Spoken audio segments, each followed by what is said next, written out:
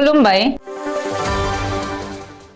बे समाव बडलेण्ड इंखं टेलिभिजननि स्टुडिअ आं मिथिका नार्जारी दिनै मोनाबिलिनि गाहाय रादाबफोराव दङ।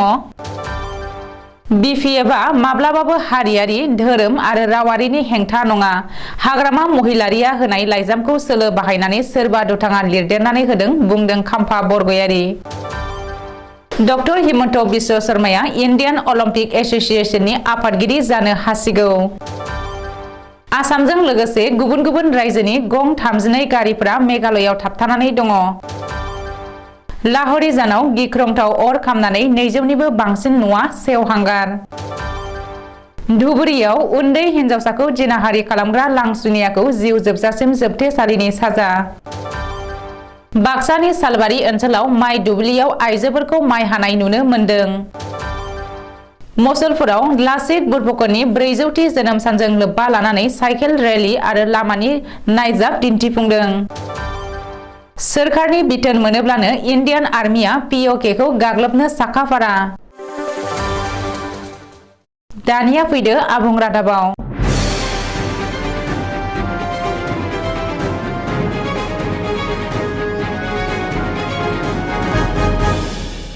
बिपिएफआ माब्लाबाबो हारियारि धोरोम आरो रावारिनि हेंथा नङा। बे बाथ्राखौ बुंदों बिटिसिनि बारग' लेङाइ गाहाय आरो बिपिएफ दैदेनगिरि खाम्फा बरगयारीया। मख'नो गोनांदि बिपिएफनि आफादगिरि हाग्रामा महिलारिया बावैसो आरएसएसनि दैदेनगिरिखौ लोगो हमहैदों आरो बिटिसिआव इउपिपिएलनि सोरखार फैनायनि उनावनो खृष्टान धोरोमाव बास्लायग्राफोरा बांसिनदों होननानै बिजेपि आफादगिरि जेपि नाड्डा आरो मिरु नखर मन्त्रि अमित शाहनो लाइजाम लिरहरदोंमोन।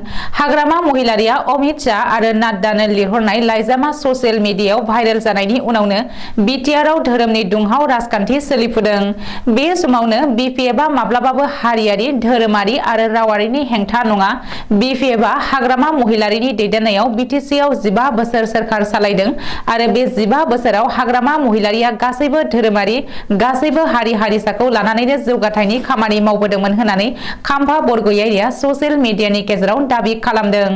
मख'नो गोनांदि हाग्रामा महिलारिया लिरनाय लाइजामखौ सोरबा दुथाङा सोलो बाहायनानै लिरदेरनानै होदों आरो बिपिएफ आरो हाग्रामा महिलारिखौ फोजोबस्रांनो नाजादों होननानै खाम्फा बरगयारीया दाबि खालामदों।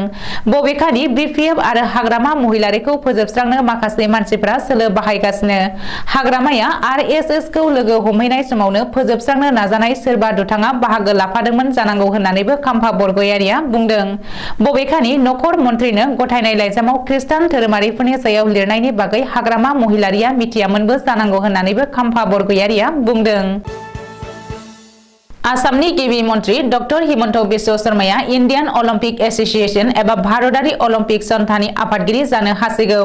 गिबि मन्त्रि डक्टर हिमन्त बिश्व शर्माया इन्डियान अलिम्पिक एसोसिएशननि आफादगिरि जानायनि आसा दं होननानै मिथिनो हादों। मख'नो गोनांदि फैगौ डिसेम्बर दानाव हादरनि राजथावनि गोदान दिल्लीआव खुंगोन इन्डियान अलिम्पिक एसोसिएशननि बिसायख'थि।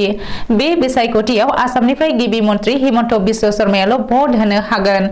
हिमन्त बिश्व शर्मानि मुङाल' भटारफोरनि फारिलाइयाव दङ। रिपर्ट बादिब्ला मोनसेबो रायजोआरि अलिम्पिक एसोसिएशना बे बिसायख'थियाव भट होनो मोननाय नङा। नाथाय हिमन्त बिश्व शर्मानि मुङा बेडमिन्टन एसोसिएशन अफ इन्डियानिफ्राय भटार फारिलाइयाव हाबदों। ओरैहाय डक्टर हिमन्त बिश्व शर्माया इन्डियान अलिम्पिक एसोसिएशननि इयुननि आफादगिरि जानायखौ भारत हादरनि गुबुन गुबुन स्पर्ट्स एसोसिएशनफोरनि दैदेनगिरिफ्रा लुबैदों होननानैबो मिथिनो हादों। आसाम मेघालयनि गेजेराव गावलायनाय जाथाया दरनैबो रायजोनि गेजेराव फिन दुंहाव थासारि सोमजिहोदों। बे जाथायखौ लोब्बा लानानै आसामाव रेजिस्टार जानाय गारि मटरफोरखौ मेघालयआव हाबहोआखै। ओरैहाय आसाम पुलिस बिफानाबो आसामनि रायजो राजाफोरखौ मेघालयआव थांनाङा होननानै खावलायदों। मख'नो गोनांदि सोनाब कार्बि आलं जिल्लानि आसाम मेघालय सिमनायाव बावैसो आसाम पुलिस हाग्रा बिफान आरो मेघालयनि दुथांफोरनि गेजेराव फिन दाङाबाजि जायो। बे जाथायाव सा 6 सुबुङा जिउ गोमानायजों लोगोसे गोबांसा सुबुङा जोखोम जादोंमोन। दरनै रायजोनि गेजेराव फिन दाङाबाजि जानाय जाथायखौ लानानै आसामनिफ्राय थांनाय गारिखौ शिलंआव सावना होनाय जाथाया सोराङाव फैदों। बबेखानि आसामनि शिल्पीफोरनि मोनसे हानजाजों लोगोसे गुबुन गुबुन रायजोनि गं 32 गारिफोरा मेघालयआव नांथाबनानै दं होननानै मिथिनो हादों। मख'नो गोनांदि बे जाथायनि सायाव नायबिजिरनो आसाम सरकारा फोसावबाय आरो दानथामनि गेजेराव रिपर्ट गथायनो थाखाय गिबि मन्त्रि डक्टर हिमन्त बिश्व शर्माया बिथोन होदों। रिपर्ट बादिब्ला बादिब्ला बे समाव आसाम मेघालय सिमनायाव CRPF जवानफोरखौ थिसननाय जादों। ओरैहाय आसाम मेघालय जेरिकेंदों सिमनायाव जानाय दुंहाव थासारिनि उनाव मेघालय फारसे थांनाय गासैबो गारि मटरफोरखौ काछार पुलिसा होबथादों होननानैबो खौरां मोन्दों। लाहौरीजानाव गिख्रंथाव अर खामदों। दान्दिसे समनि गेजेरावनो बे अर खामनाया गिख्रंथाव महर लायो। बखाजानजों लोगोसे डिमापुरनिफ्राय फैनाय अर खोमोरग्रा बिफाननि गंब्रै गारिया ब्लाव ब्लाव जोंनानै अरखौ खोमोरनानै नाजादोंमोनब्लाबो बेयो ओरैबायदि गिख्रंथावमोन दि गं 200निबो बांसिन न' बां आरो धोन सम्पथिफोरा खामनानै सेवहांगार जायो। नाथाय बे अर खामनाय जाथाया मा जाहोननि थाखाय जाखो बेनि बागै बे खौरांखौ सुजुनाय समहालागै मिथिनो हानाय जायाखै।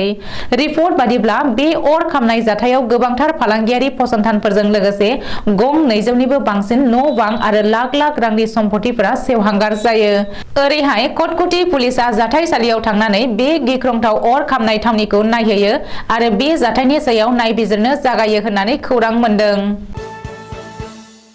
धुबुरीयाव उन्दै हिनजावसाखौ जिनाहारि खालामनाय जाथायनि दायनिगिरिखौ जिउ जोबजासे जोबथेसालिनि साजा फोसावबाय।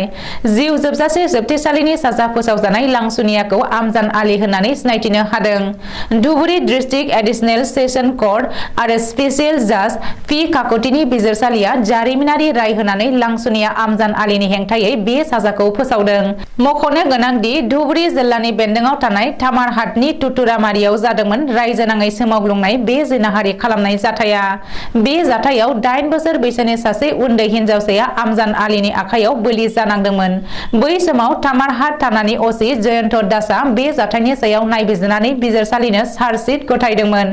बे मुगैथाव आरो सोंखारिजाथाव जाथायनि सायाव दिनै बिजिरसालिया जोबथा राय होनानै दायनिगिरिखौ जिउ जोबजासे जोबथेसालिनि साजा फोसावनायाव हिनजावसानि नखरनि सुबुंफोरजों लोगोसे गुबुन गुबुन आफाद आरो गौथुमफोरा गोजोननायखौ फोरमायदों।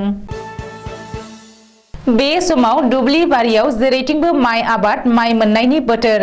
बयहाबो माइ हानायाव मुखुब। सोरबाबा खामला हाजिरा हानो होदों आरो सोरबाया फाला बदल सावरि जालायदों।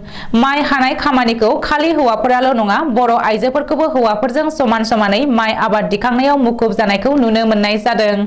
थिग बेबायदिनो बाक्सा जिल्लानि सालबारिनि साखाथियाव थानाय बारेंगाबारि दाउखिजान उदियागुरि गामिनि बर' आइजोफोरखौ मेंनायखौ मेंनाय सान्दुंखौ सान्दुं होनालासे बोथोरनि आबादखौ बोथोराव दिखांनानै लानो थाखाय माइ हानायाव मुखुब जादों। लाचित बरफुकननि 400थि जोनोम सानखौ आसाम सोरखारनि बिथोन बायदियै 18 नबेम्बरनिफ्राय 25 नबेम्बरसिम 8 साननि बायदि गुबुन गुबुन मेहेर गोनां हाबाफारिजों फालिनाया सोलिगासिनो दङ।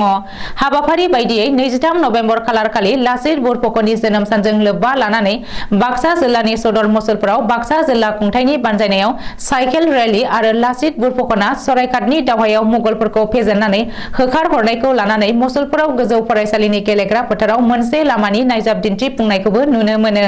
हाबाफारि बायदियै फुंबिलिनि 8:30 रिंगायाव साइकेल रेलीखौ फ्लेग अफ खालामनानै बेखेवनानै होयो बाक्सा जिल्लानि जिल्ला बेंगिरि मासान्दा मेगदालिन फार्टिना।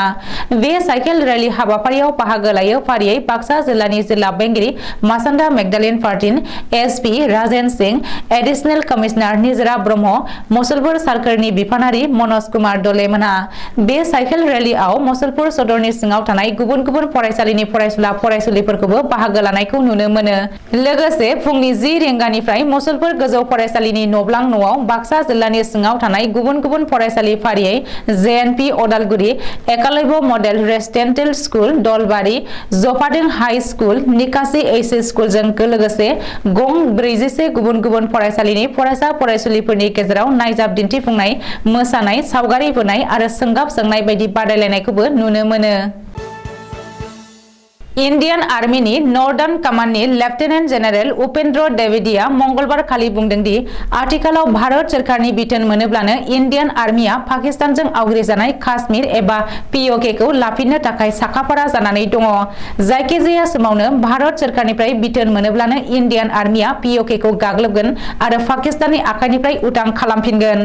बे खौरांखौ मोननानै पाकिस्तानाव दुंहाव थासारि सोमजिहोदों। मख'नो गोनांदि भारतनि रैखाथि मन्त्रि राजनाथ सिंहआ थांनाय अक्ट'बर दाननि 24 खालाराव बुंदोंमोन दि पाकिस्तानजों आवग्रिजानाय काश्मीरा भारतनिनो मोनसे बाहागोसो आरो बेखौ भारतआ उदां खालामफिनगोन। आथिखालाव बे बाथ्राया पाकिस्ताननि बयखौबो साननो बाध्य खालामदों। दिनै मोनाबिलिनि रादाबा एसेनोसै। गोजोन्थों।